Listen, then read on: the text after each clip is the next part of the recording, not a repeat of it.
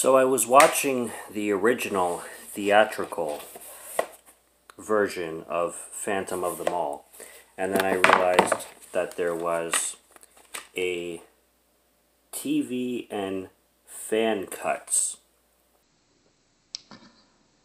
So you're telling me there's a version that's more TV than the original?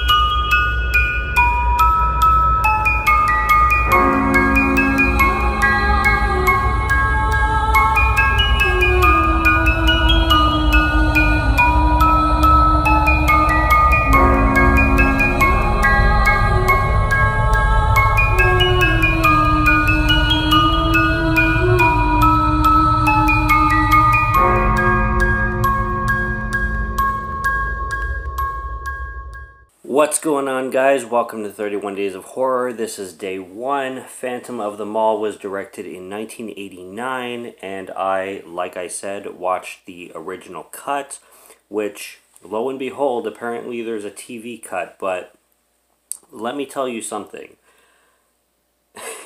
I haven't seen a film that feels more made for TV than the original cut of Phantom of the Mall. This film is this film's a doozy. I bought this on a whim.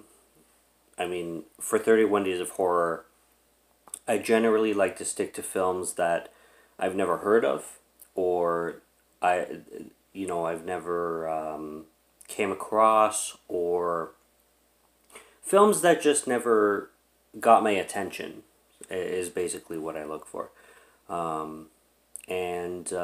This is one of them, and it was released by Arrow. It was released 2 years ago or something like that, and really, really good packaging. Great release. I don't want to get too close to the candles, otherwise I'm going to light the thing on fire, but really, really good packaging and really good, amazing special features.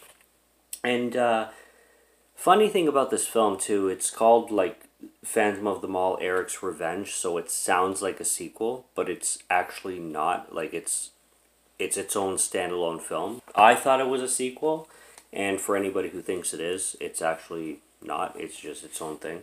But story-wise, basically, it is, I mean, when I say this film is corny, I'm literally not even kidding. Basically, you have this girl named Melody, and Melody is your star of the film. She's kind of your final girl. There's also another girl in this film named Susie, so they're kind of two best friends who take on a job at this mall. And, of course, there's Eric. And the backstory is that Eric saved Melody during a fire, and according to, like, investigations and all that stuff, Eric had apparently died, but Melody, she holds it within herself that Eric is still alive. There's, like, a reopening of the mall, and strange occurrences start to happen, and then she starts to wonder if it's, like, Eric behind it, kind of thing. Other characters are introduced into the story, such as this guy named Peter, and Peter is basically has the hots for Melody, essentially. And I mean, the film goes bonkers. Like, I mean, there's a scene, for example, where this guy named Buzz is working at an ice cream shop, and like, you think I'm joking, but no, this actually happens. An ear falls into the ice cream, and he's like, yeah, ears are, I think he says ears are free, or ears are, like, they cost extra or something like that. And then he just takes the ear and he starts munching on it. And the girls are like, ew, gross. As if it's some kind of like jelly or something. But like everything goes so casual. There's everything in this film that you would think would be ridiculous, they play off as casual. Like, I'm not even kidding. There's a scene where this guy rides an elevator, and he goes up in the elevator, and he's riding up, and he's like all nervous because he's trying to run from security, and then this security guard jumps on the elevator going up, like on the window, and he's like, ah! It's so ridiculous. It's so freaking ridiculous. You can't even. And then the guy in the elevator is like, shit, and then he like touches the button and he tries to get the hell out of there. But the security guard, like, just for one, there's no way in hell that he could just like dive onto the onto the elevator. But two, like, who the hell does that? It's so insane. There's a scene where this one of the characters is sitting on a toilet, and Eric, the villain, unleashes a snake, like a poisonous snake, into the washroom, and the snake comes out of the toilet, and the guy is just like, oh my god, no! And it's just like the most ridiculous no you've ever seen. I swear to God, there was a few times where I had to like rewind the film and have to like record because there was just so many scenes that I'm just like, is this actually happening? Like the elevator one for example, but even the whole backstory with Eric. For one, like, Melody says that Eric saved her. Basically, she fell out of a window, and then the fire was never explained.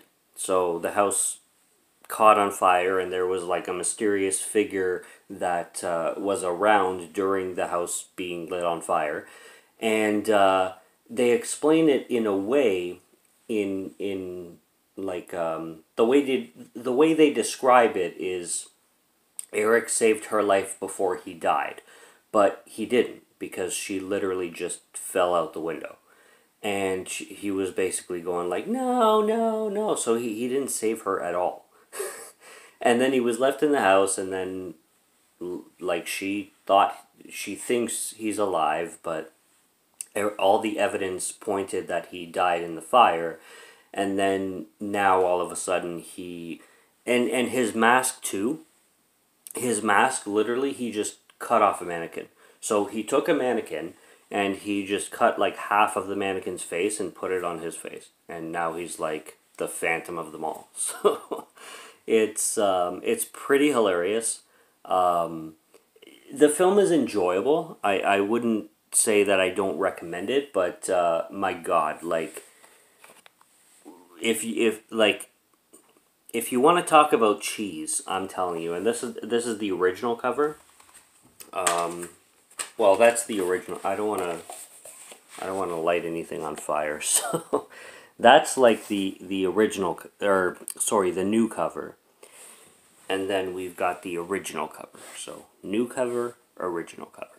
And I dig both, so and I really like what Arrow Video does with the way they reshape their films, all the features that they put within it, and like I said, I don't want to light anything on fire, so I'm just kind of trying to show the differences. But yeah, Phantom of the Ball is like, I mean, it needs to be experienced.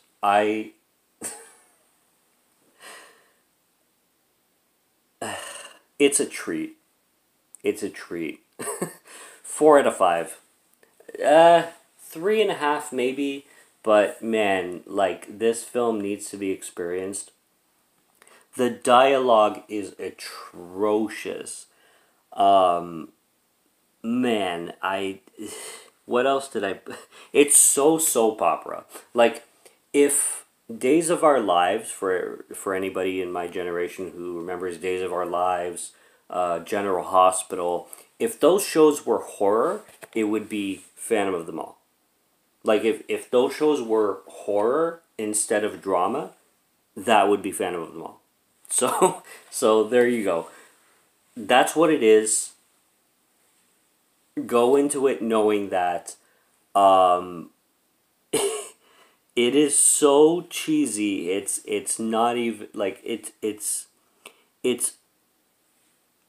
amazing. Like, oh my god, there's this scene where a car crashes into a guy, and I have no idea how they did this. I have no idea how they did this, because the car crashes into the guy's legs, and the guy flips like head first onto the ground. Like, I'm like, that has to be a dummy. That has to be a dummy. There's no way. I don't care how professional of a stuntman you are. There is no way that you're doing a 360 and you slam your head on the ground.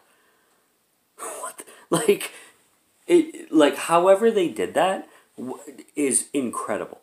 Is incredible. Whether it's a dummy or whether it's a stuntman, I don't think it is, but goodness gracious, whatever they did with the practical effects, and the practical effects in this film are actually really well done. The only thing that this film lacks is is the writing and the acting. Oh my goodness. Oh, it ends with like an amazing flamethrower kill. The final kill is like this guy just lighting another dude on fire.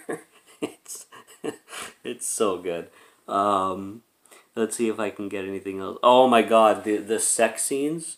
There's sex scenes in here, but like, Christ almighty, are they soap opera